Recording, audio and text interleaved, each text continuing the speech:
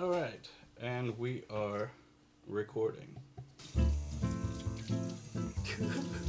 Say hey, Zybez. Hi, Zybez. What up? Okay. Hey guys, welcome back to Kit's Kitchen. I'm here with one of my boyfriends, Z. His family is Cuban. So today we are making Cuban Ropa Vieja. It's a slow-cooked beef dish with veggies, and it's really good. So I'm gonna be teaching you how to cook, right? So with bell peppers, you cut the seeds out, the what do they call these? The ribs? The rinds? Yeah. The ribs. Yeah. And then flatten it. Because this Smash way you can go right through here and you make the claw. Yeah. And you're cutting with the ribs, right? No, doesn't matter really. Okay. Not for bell peppers. But we want this is called a julienne. It's a long thin strip. So I'm gonna do the red one, I'm gonna let you do the yellow one. Okay. Now we've got these nice little strips here. Alright, so when you hold the knife, pinch it with your two fingers, and you wrap the rest of your hand around. That's a good knife, it won't take much force.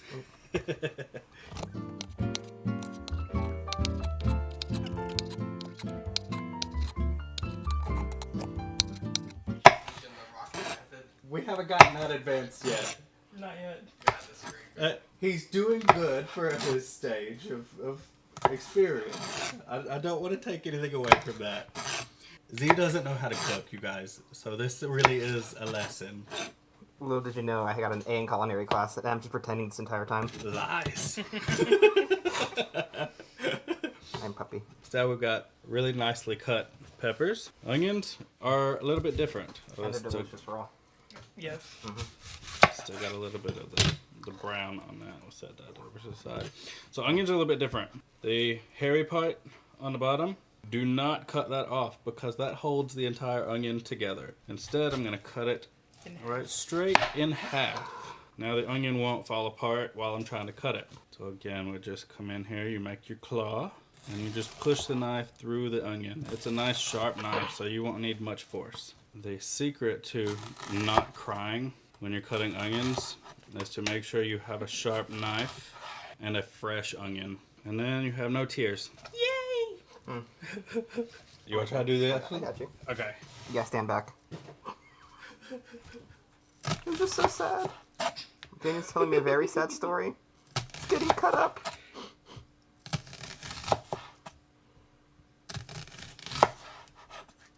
I'll probably take one more out of this guy. There we go. A little snack for ZZ. You gonna eat some raw onion?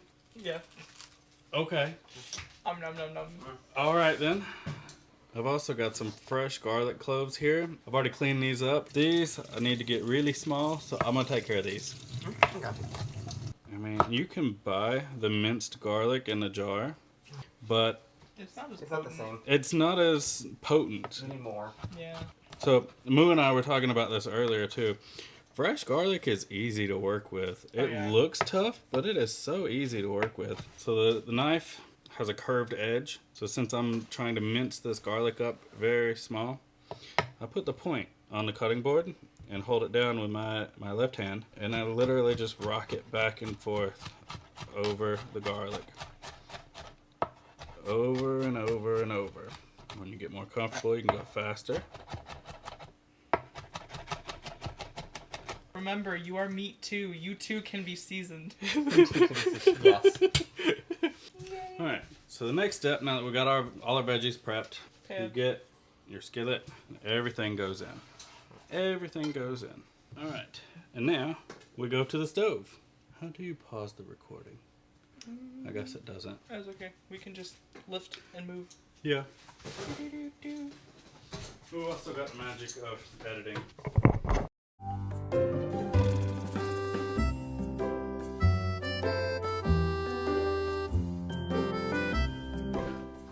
Okay. There we go. Okay. Okay. Sorry, in the process of moving, we accidentally hit the mute button on the microphone. So, as I was saying... Take two. Yeah. we've got our veggies in the skillet now. Got the garlic, peppers, onions, a little bit of vegetable oil. You always season as you go, so that's why I added some salt. And then from the medicine cabinet, I just pulled out some cumin. And then We did brown our meat and put it in the crock pot. We browned it in this pan, so that adds also a depth of flavor. oh yeah, you don't waste any of your juices. Lots of cumin. Yeah, there's a recipe somewhere, but I like to season my food pretty heavily, so I'm not looking at the recipe.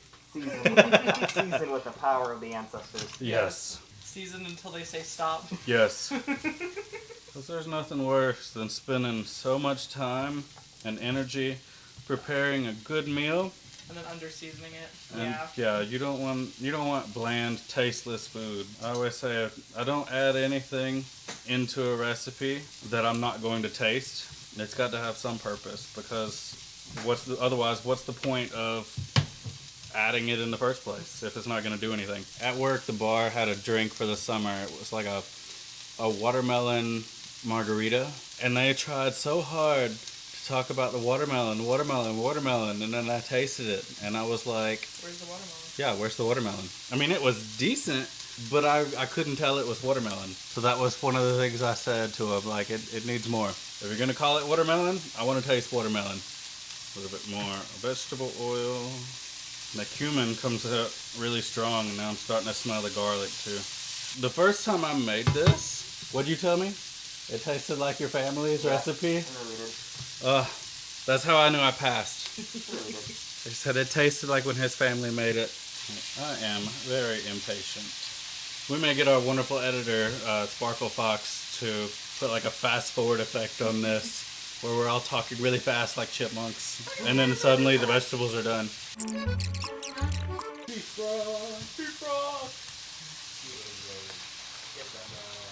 And the rest is going into my slow cooker. Because Ropa Vieja,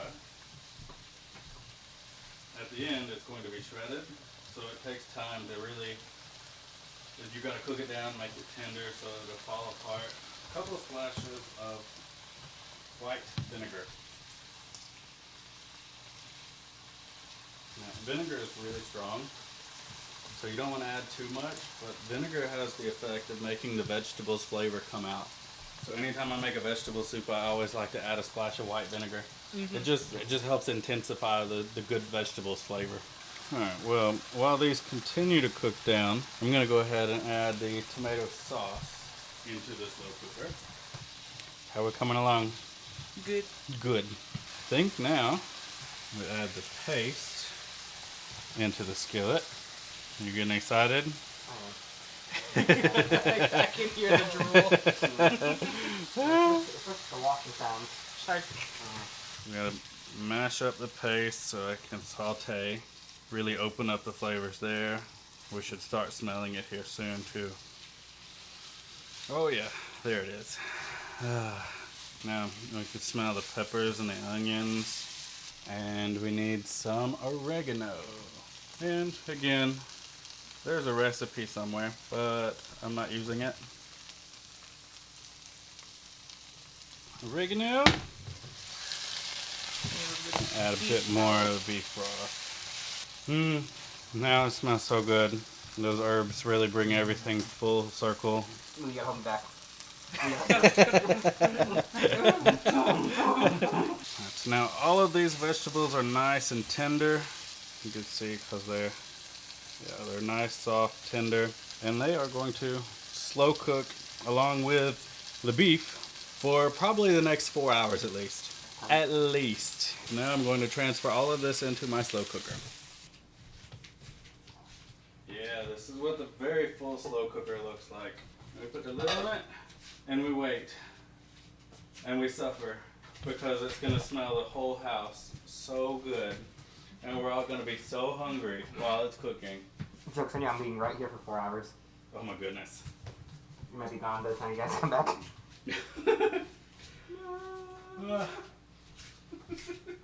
Alright. Well, while it does its thing, we are going to go do our thing.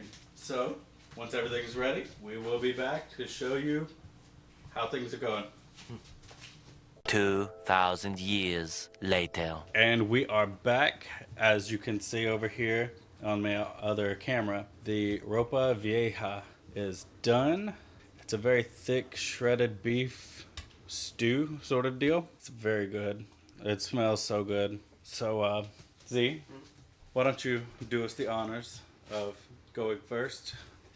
You say you need a utensil. I mean, I could just stuff my face in it. That works too. Yeah.